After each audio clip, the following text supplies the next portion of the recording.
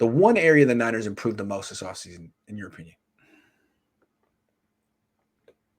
Special teams.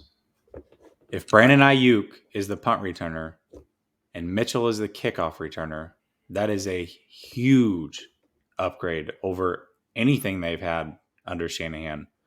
So, yeah, it's got to be special teams. And it's very important. If special teams can win you a game or two, that's the difference in maybe being the 1 seed in the NFC. So, I'm going to go special teams. Okay. I'm going to go with the running game. Okay. To me, this is a run-first team, and really, like, the only year that Shanahan's been here that they've run more than they've passed was 2019. They always want to run the ball, but then they there's reasons that they can't. They fall behind, guys get hurt. That happened a lot last year.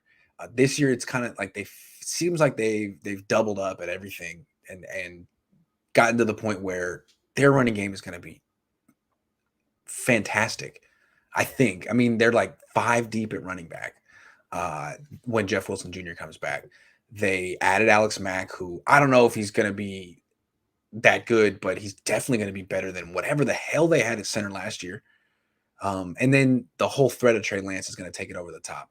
So I think they have taken a running game that was really statistically mediocre last year, like middle of the freaking pack in the league, and brought it back to something that could be one number. I mean, you get the Ravens averaging 200 rushing yards a game, but up there. Yeah, that's a good point, because last year, I mean, of course, my mind goes to 2019 where they were a very good run team. Last year, that was not the case. Yeah. And if they're top 2, top 3 in running again, like they should be, you're going to win a lot of games. A major improvement. Yes, that absolutely. Running game and that defense, you're going to win a lot of games no matter who your quarterback is. Yeah. So I said week 3 they're going to go for 300 on Green Bay. So yeah, I might lean with you on that one. They could do it week 1.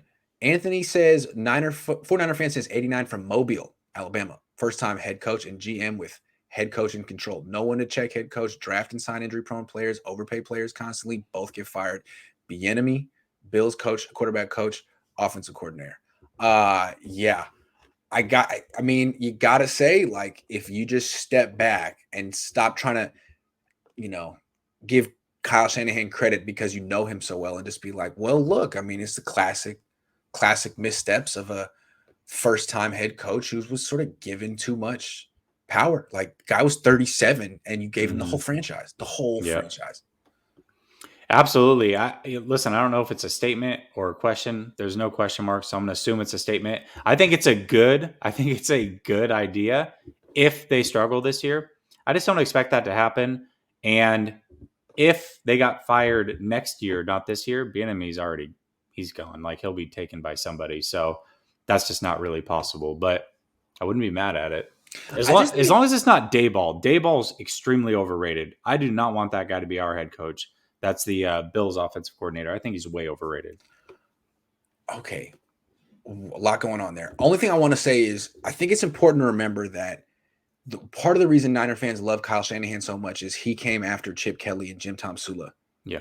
He's almost got that little Moses thing going on where, like, they were wandering in the desert. But it was only 2 years, okay? It was 2 freaking years. And it was scorched earth. It was bad. And when that hiring cycle came along, you're coming off 3 firings in 3 years. Not a lot of people would have said yes to this job. And it was looking like, man, we're going to have bad coaches here forever. And then Kyle came along and gave the Niners respectability. The Niners aren't in that position anymore.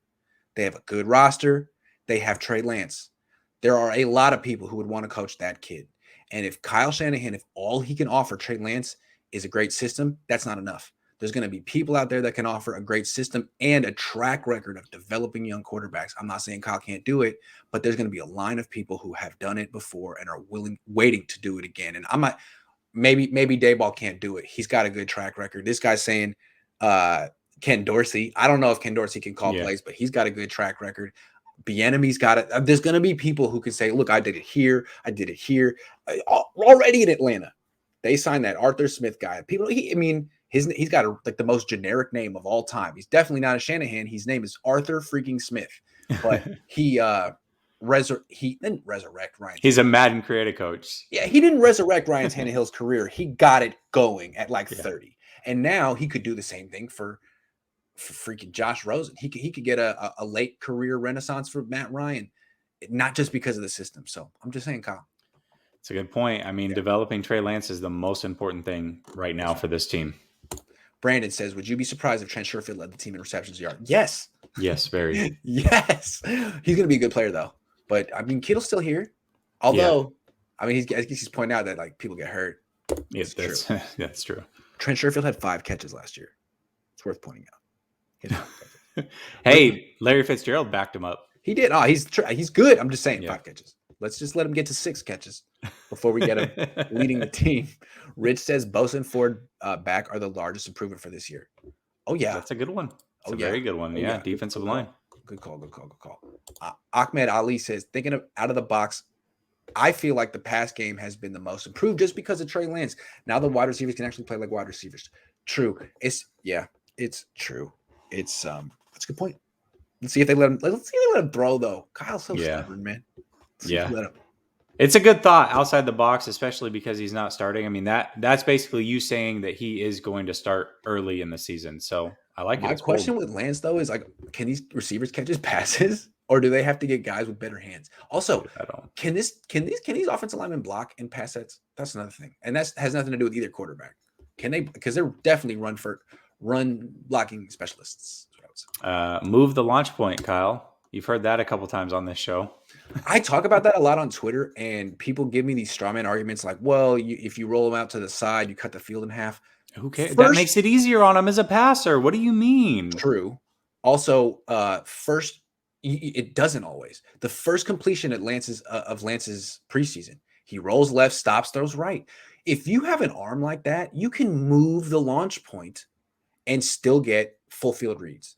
And if a guy has a cannon like that, he can make any throw. He doesn't have to be 9 yards back directly behind the center to make throws all over the field. It's not all about getting him throwing on the run, although you do want him throwing on the run sometimes because he's more accurate that way. It's just making the defense basically play where's Waldo. You don't know where he's going to be. If you know that 9 times out of 10 he's going to be right there, you're going to hurt him. He can roll right, and he's proven he can roll left.